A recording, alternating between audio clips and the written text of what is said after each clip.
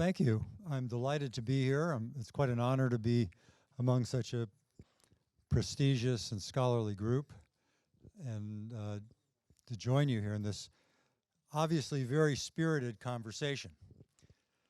Now, what I'd like to do today is to talk a bit about not just the dangers of technology, but also some of the benefits, and see if we can find a way to find balance in all of this discussion. Just also some of my disclosures and potential conflicts of interest.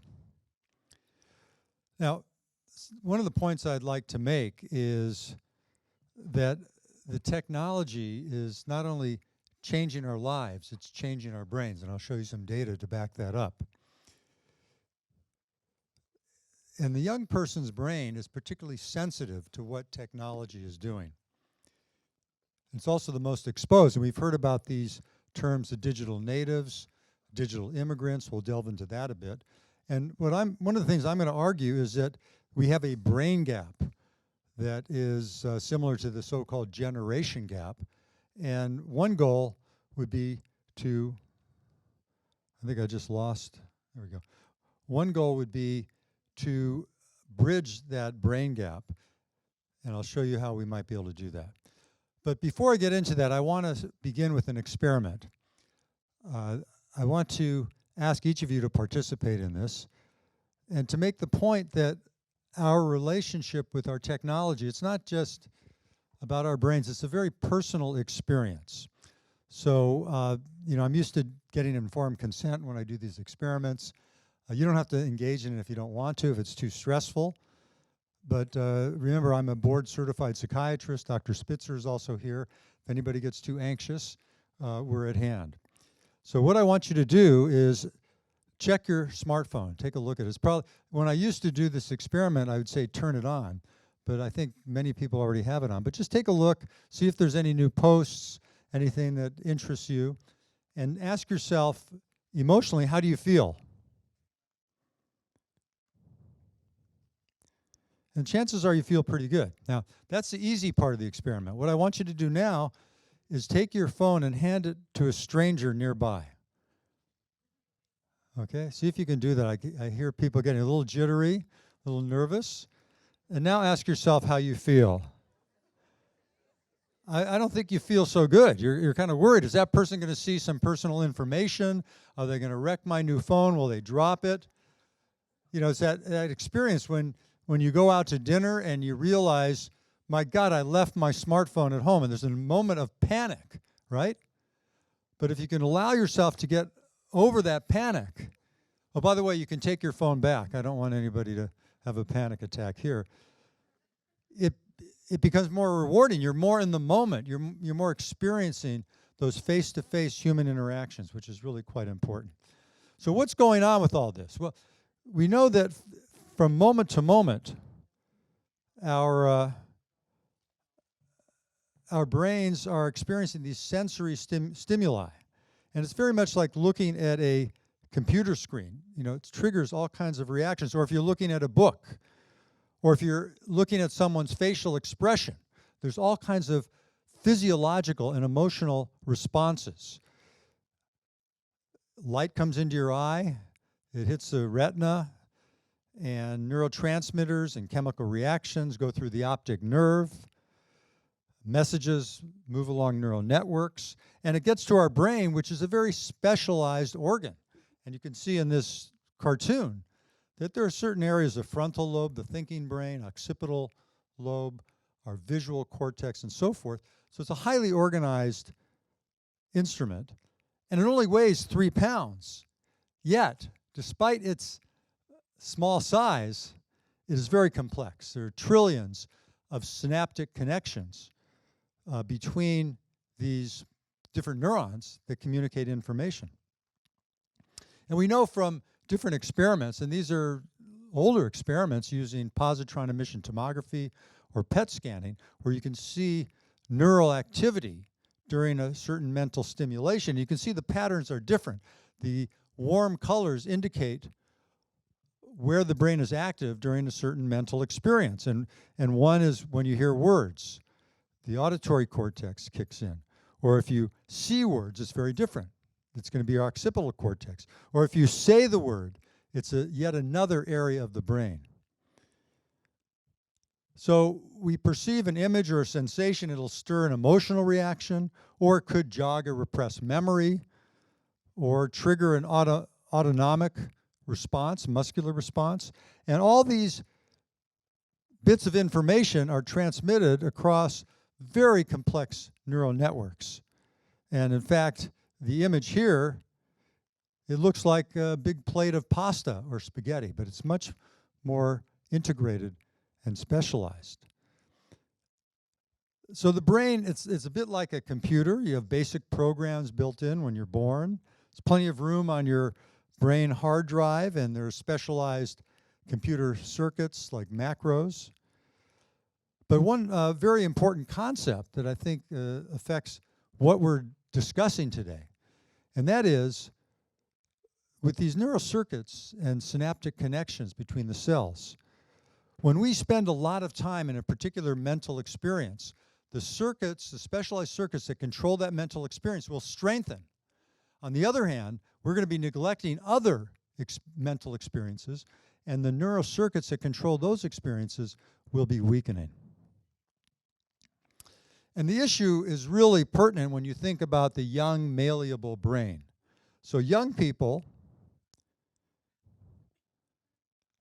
they have great brains. They learn quite quickly. They learn languages and musical instruments very readily, more than older people. But there are some negativities to the younger brain. The frontal lobe, the thinking brain, has not quite kicked in yet. So complex reasoning skills have not yet developed. The amygdala, the emotional control center, has not yet kicked in. And we know that empathy skills are learned throughout childhood and adolescence. We also know that there's a process called pruning, which it sounds like what the gardeners do with our bushes. 60% of the synaptic connections between brain cells are pruned away throughout adolescence. So there's a lot of brain development going on very rapidly. The question is, how will all this exposure to digital technology affect that brain development? And to understand that a bit more, we might look at how the brain has evolved over time. And if you look at it, I mean, it's evolved quite a bit, and there have been milestones, major milestones in brain evolution. For example, when our human ancestors first figured out, my God, here's a handheld tool. I can develop this tool. Well, that brought about a very rapid change in brain evolution. So the discovery of the tool led to enlargement of the prefrontal cortex, the thinking brain, very rapidly in evolutionary years. And that also led to the development of grammatical language and more complex social networks. Very important developments. And the question is, what will happen to our brains with this handheld tool?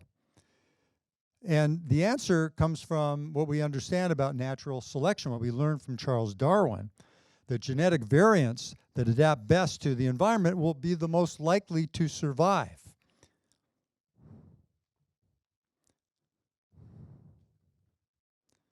And we can see this by the tremendous diversity of the species throughout the globe. So this was the environment our brain was exposed to, something like this in the past. This is our new environment, so what will that do to brain evolution? And it might turn things upside down. And this might be us in the future with very large thumbs from all the texting. Now that gets us into the so-called digital natives, young people who are exposed to the technology very, very much so early in life. They have access to it all the time, at least for now, until there are more restrictions.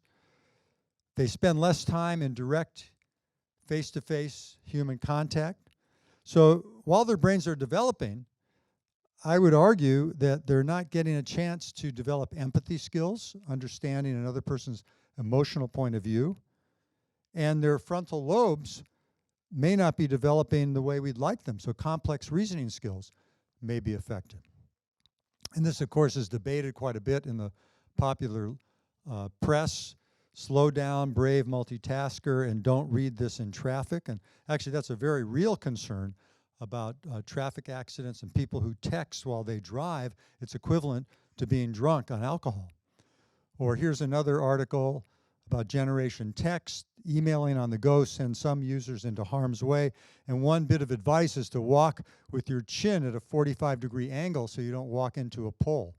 And actually, some cities have insulation around the trees and the poles so that people don't walk into them while they're walking and texting. Now, what we've seen with all this technology use, it's generating tremendous big data sets. And this was a study that was done almost a decade ago, looking at social networks like Facebook, how it spreads mood states. So an analysis of emotional content of billions of Facebook updates. This is between 2009 and 2012. They found that on rainy days, negative Facebook posts increased over positive posts, which decreased. And for every sad post generated, 1.3 negative posts were triggered. And for every happy post, 1.8 positive posts were triggered by friends. So it's clearly having an influence. These mood states are spreading. Then we get into the question of technology addiction, which is wrought with some controversy. We'll probably hear more about it as the day goes on.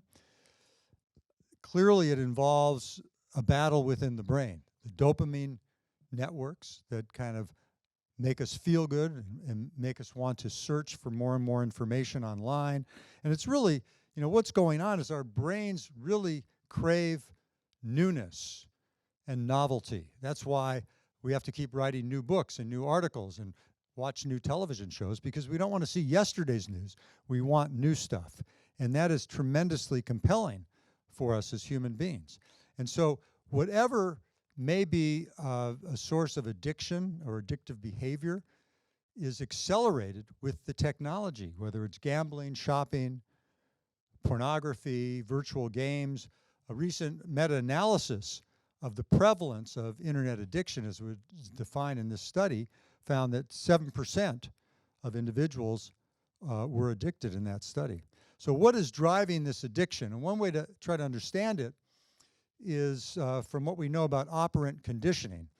That is the principle that a consequence of a behavior will reinforce that behavior. So if you look at just answering your email, or answering your email would be a good experiment as an exercise in operant conditioning. So the average email you open up, it doesn't generate a lot of excitement. It's an ad, spam, or another onerous task for work. And yet you keep opening those emails and looking at them. Why? Because then you get one of these happy face emails. It makes you very excited. That letter to the editor was just accepted for publication. Or your daughter just got engaged to be married, and gets you very excited. As a result of that one exciting email, you keep checking and checking and checking your emails. And that's very compelling. On the other hand, if every email were a happy face, got you excited, it wouldn't be nearly as compelling. Now, a number of years ago, an interesting study was done to look at how technology may affect face-to-face social skills. And in this study, they looked at nearly 200 students, and the participants were ages 17 through 23, and they played video games and then watched a series of calm facial expressions morph. And the participants are asked to identify the emotion during the morphing of the face. So it looks something like this. This was a neutral face, and then it rapidly changed to either an angry face or a happy face. And they looked at the timing of how quickly those students could recognize the faces. Interestingly, there was a happy face advantage, so they could recognize the happiness faster than the anger. But if the students played a violent video game before the task, they lost that happy stage advantage. Now, a few years later, our group at UCLA we used a similar kind of assessment tool to determine what we called emotional intelligence. And in this study, these were 13-year-olds who went away to nature camp. So 6th graders went to nature camp for 5 days where they had no screen time. On average, these 6th graders were getting about 4 or 5 hours a day of screen time. So no smartphones, no TV screens, and so forth. So we did an experiment like that to see how quickly they could recognize the emotional content of a facial expression. We also showed them videos of social interactions so we could test their social intelligence, see how well they understood the context of those interactions. And what we found was what we predicted in our hypotheses, that after 5 days, these children had significant improvement in their emotional and their social intelligence compared to a control group that went on to use their devices. So the good news from that study, at least at this point, if there is damage to human contact skills, it may not be permanent. We may be able to intervene and correct it. We've heard about the issue of technology and attention, and there have been a lot of studies in this area where computer use is associated with ADHD, or attention deficit hyperactivity disorder, in elementary school children. Greater than 1 hour of video games played per day will increase these symptoms of loss of attention. It actually is associated with a lower grade point average, so it affects work at school. But it's been difficult in many of these, particularly the earlier studies, to demonstrate a cause and effect relationship. And some individuals will argue if a kid already has attention deficit problems, they're very attracted to the technology and more likely to stay on it. I think it's probably an element of both in the direction of causality. So I see over the years as a practicing geriatric psychiatrist a lot of older people who are concerned about their memory. And this is the generation of digital immigrants who learn technology later in life. They're better at their social skills. They're more resistant to taking on the technology and have some problems with it because reaction time is setting in. They have problems with fine motor control from arthritis and so forth. And they like old school types of technologies like this kind of old cell phone that had a dial. And they ask, is technology weakening my memory? Because they can't remember phone numbers.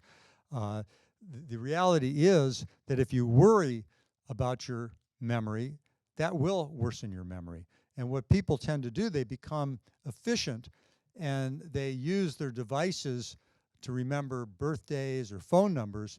And what we try to do is teach them ways to use memory for names and faces, which can be socially very awkward when they don't recall a name or a face. So we did a study, actually in the popular press you see a lot of debate, is Google making us stupid? And if for the digital natives in the room, I'm just pointing out that stupid is deliberately misspelled. But we did a study we called Your Brain on Google. We wanted to understand what the brain looks like the first time somebody will search online. Now, to do that study, we had to find people who had never searched online, and recruiting them was very difficult. We ended up with an older group, and many like this. Congratulations, you're the last person on earth to get an email account. But after that, we were able to identify a dozen middle-aged and older adults who had very little internet search experience, compared them to what we called internet savvy group, the same age, and they only differed in terms of their internet experience. And we put them into an MRI scanner and had them wear special goggles, and we had simulated internet search sites. And what we found, this shows you a compilation of the functional MRI results, which tells you neural activity from moment to moment. And the red areas show you where the brain is working during the particular experimental task. Here we see the red showing what it looked like when the people naive to the internet first searched online. So you see some activity in areas you'd expect that deal with speech and memory and so forth. But when we had the internet savvy people search online, this is what we saw. There was more than twofold increase in neural activity. And we took those naive people, we had them search online for an hour a day for about a week, and we saw significant increases in neural activity. So basically, they learned how to do the task, and it suggests that searching online can be a form of brain exercise. And one way to understand what's going on, if you plot brain activation versus time, anytime we're introduced to an unfamiliar task, we're not quite sure how to engage, what to do about it, whether it's searching online or setting a clock in a new car and so forth. Once we understand the task, there is engagement of the neural circuitry. Now, the other thing that happens, when we get really good at a task, there's less neural activity. And this is important because one of the things we've done with particularly middle-aged and older people is teach them methods to improve their memory. And this is what we find. We find that their function is better, they remember better, and there's less brain neural activation during the task.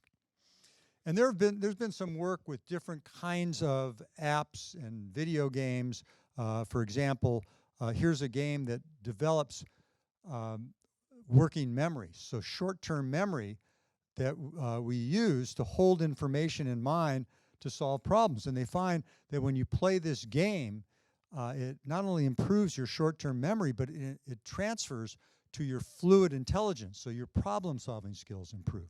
Or there are other studies looking at video games that involve keeping a race car on a windy road while there are distracting and informative road signs that either help or hinder the experience. And they find that 70-year-olds can learn to multitask as well as 20-year-olds after training for just a couple of weeks.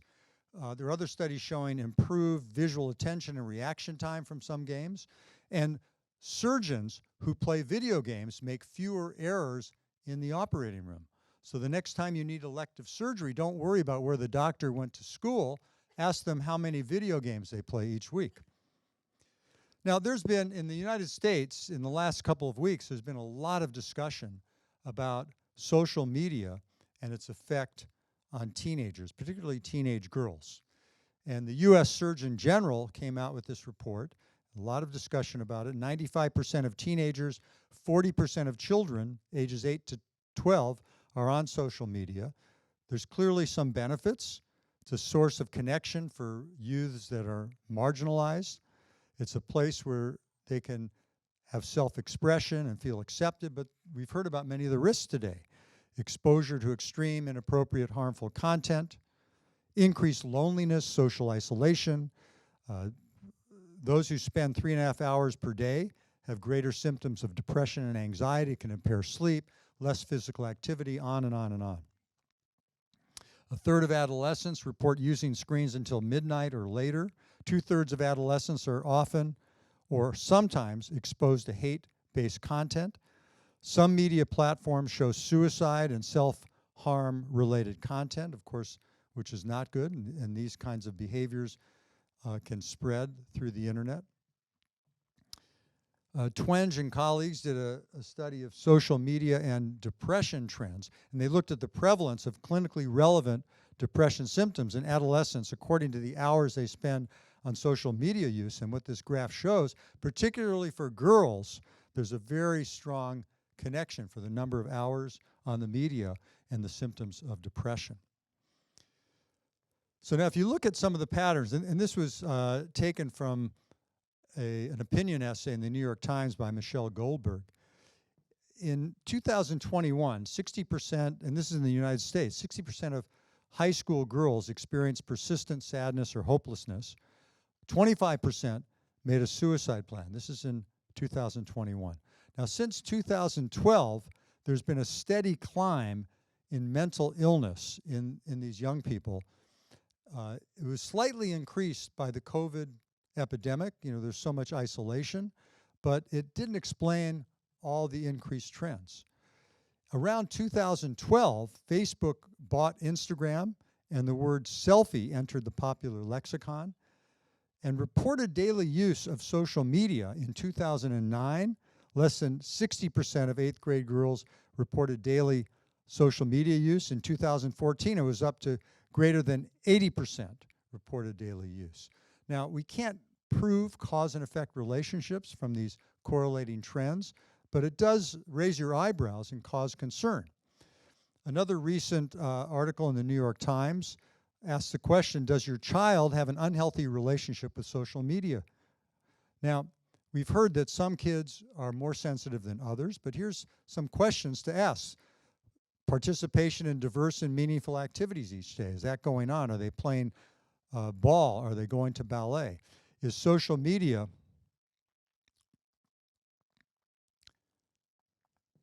the primary emotional outlet? I'm sorry, I'm pausing because the screen here keeps going blank and I didn't memorize my speech. I'm very dependent on the technology to give this speech. How many hours of daily social media use are they engaging in? Many experts recommend no more than 4 hours per day, and this is their expert opinion. We don't really have tremendous data to support these recommendations. Do they have difficulty stopping social media use? Does the child become irritable when forced to stop? And we've heard, and I think this is a very important point, that adults, parents, and teachers need to model the healthy types of behaviors around our media. Is it affecting their sleep, school performance, daily functioning? These are very important questions to ask. There was another recent study looking at screen time and brain structure development. Now, a moment ago, I said, well, the study we did with the kids who went to nature camp, it didn't seem to be permanent damage, but this study, I don't know, raises some concern. Here, they're looking not at functional MRI, but structural MRI, so looking at the actual volume of the brain in different regions. And they had 9 and 10-year-olds who had high levels of screen use, and that was associated with mood disorders and aggression. The brain structure patterns in these children were similar to those associated with underage drinking in previous studies. Now, they followed these kids for a couple of years, and when they turned 11 and 12, the children continued to have depression and anxiety that was related to the heavy screen use, and their brains had changed in ways that would explain some of these mood disorders. And you see some of the brain regions from these images from that paper. So going back to the U.S. Attorney General, his report came up with some ways to make social media safer. And he addressed lots of different groups in this report. First, policymakers suggested strengthening safety standards, limit access to make social media safer for children, protect children's privacy, support digital media literacy, and to fund research. Technology companies, they need to assess the impact of their products on children, share the data to increase understanding of the impacts, make design and development decisions that prioritize safety and health. For example, protect the child's privacy and better adhere to age minimums. For parents and caregivers, establish tech-free zones to protect sleep, encourage in-person relationships, teach responsible online behavior, and again, to model that behavior. For children and adolescents, to adopt healthy practices like limiting time on platforms, blocking unwanted content, being careful about sharing personal information, and teaching them how and when to reach out for help, particularly when they're concerned about bullying and harassment and abuse. And then for researchers to prioritize social media and youth mental health studies that support the establishment of standards and evaluation of best practices. Now, we've heard a bit about this already, about lifestyle habits that affect the brain, and that in some studies it suggests that it can actually be a greater impact than genetic factors. And this is important because when we're spending time sitting in front of a computer or watching a television or just fiddling with our smartphones, we're not getting out and doing healthy things. We're distracted about that. And there are a number of these strategies, and I'll just touch on them briefly. We've heard about them already. We've talked about mental stimulation, stress management is another one, physical conditioning, healthy nutrition, staying social and connected, getting enough sleep, and so forth. We did a study a few years ago with Gallup, which does these huge surveys in the United States, and we had over 18,000 U.S. Individuals ages 18 to 99. And this is the first time that Gallup asked about memory and healthy lifestyle. Not surprisingly, we found that complaints about memory increase with age. We know that. We've known it for years. But notice 14% of young people are complaining about their memory. And it may be a different process from what you're seeing in older adults who have other cognitive challenges from the brain getting older. I think a lot of it may have to do with the unhealthy lifestyles they're living, as well as the distraction from their devices. Healthy behaviors are more common in older adults, which makes sense because if you have an unhealthy behavioral lifestyle, you're unlikely to live to old age where you could answer the phone for one of these surveys. But the other thing that was quite compelling is that the more healthy behaviors a person engaged in, the better their memory or the fewer their memory complaints. And it was an additive effect. So if somebody exercised regularly, their memory was better than if they didn't. If they exercised regularly and consumed fresh fruits and vegetables and didn't smoke cigarettes, it was even better. Now, another thing that we can do, we can train people at any age, although most of the training has been done in middle-aged and older people, with techniques to compensate for age-related memory decline. By age 45, the average person has a significant drop in their objective memory performance. So we teach simple techniques like look, snap, connect. Look is a reminder to focus attention. The biggest reason people forget is they're simply distracted. Snap is a reminder to create a mental snapshot of what you want to remember. That leverages the brain's natural visual spatial skills. And connect is a way of linking or associating those mental snapshots so they have meaning. If something's meaningful, it will be memorable. So if you meet Harry, you notice he has a lot of hair. Or if you meet Mrs. Bangle, you notice she has bangs, and she may tell you that she's an attorney, and you find out her first name is Sue, so that reminds you of her first name.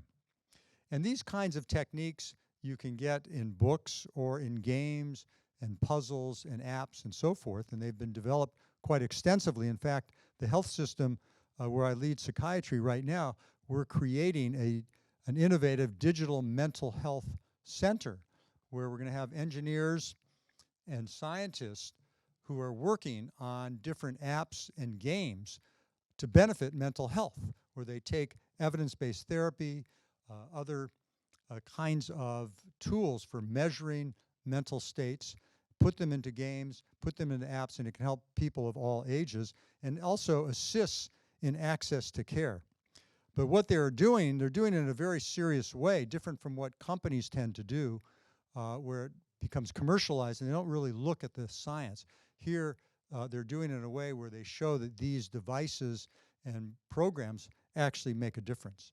And here's an example of how non-pharmacologic interventions for cognitive difficulties can help with attention deficit hyperactivity disorder. So this was a meta-analysis of the neuropsychological effects of various interventions between 1980 and 2017.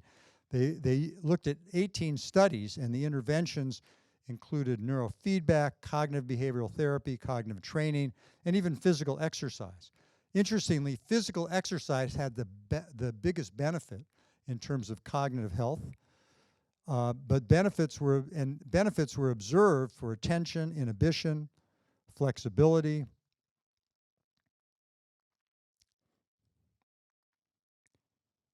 and working memory. And there were medium to large effect sizes of improvement across interventions. So the effect size just means the impact of the intervention versus a sham or placebo intervention. So with physical exercise, we probably have the most compelling evidence. You don't have to become a triathlete to protect your brain health from physical exercise. Just 30 minutes of brisk walking a day has been shown to grow the size of your brain, the hippocampus in particularly, which is underneath the temporal lobe and is an important memory center. We did a study looking at a surrogate of physical exercise, the amount of time people spend sitting each day. And this, I think, is particularly relevant if we're talking about digital technology. And what we found was a highly significant correlation between the size of the medial temporal lobe, the very critical memory center in the brain, and the number of hours that people reported sitting. So some people now are starting to work with standing desktop stations or even treadmills where they walk very gradually while they work on their computer.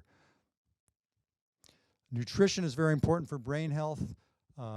Overweight and obesity increase the risk of cognitive decline. Consuming enough omega-3 fats from nuts and fish, antioxidant fruits and vegetables, and avoiding processed foods. These are very important ways to feed the brain and protect it. Stress is not good for brain health. Chronic stress in animal studies and human studies leads to impaired memory and brain atrophy. If you inject a young volunteer with cortisol, a stress hormone, causes temporary memory impairment. But meditation, relaxation can alter neural circuitry in the brain, as you see from these functional MRI studies.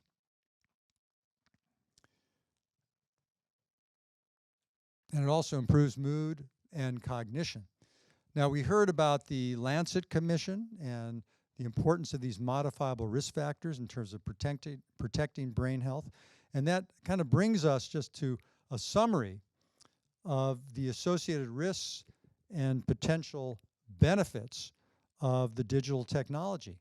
So in terms of risks, it can worsen cognitive deficits, can be associated with physical inactivity, and we've heard about how bad that is for brain health. Social isolation, despite the fact that people are using the social media so extensively, many of them feel isolated. They feel left out. They feel less than because everyone on social media is posting the best side of themselves. Poor sleep, a variety of mental health issues. On the positive side, the benefits. These programs that many have been working on can enhance cognitive abilities. As I mentioned, you can have greater access to healthcare as a result of telehealth. It can increase social connectedness. We certainly saw that during the COVID pandemic, where thanks to video conferencing, people could continue various relationships and even their business lives. There are novel measures of health that we don't have time to get into, and innovative treatment modalities. So where do we go from here? I think we can think about several things. I think we need to emphasize offline brain training. We've seen from I've shown you some studies about how interaction with technology changes neural activity in the brain. Well, it turns out talking with people, even psychotherapy of different forms, will change neural wiring in the brain. So encouraging people to spend time offline is very important. Different quality of interaction.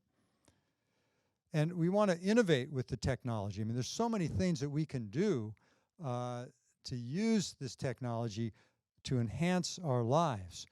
As others have said, we want to find time offline to improve our real-world experiences.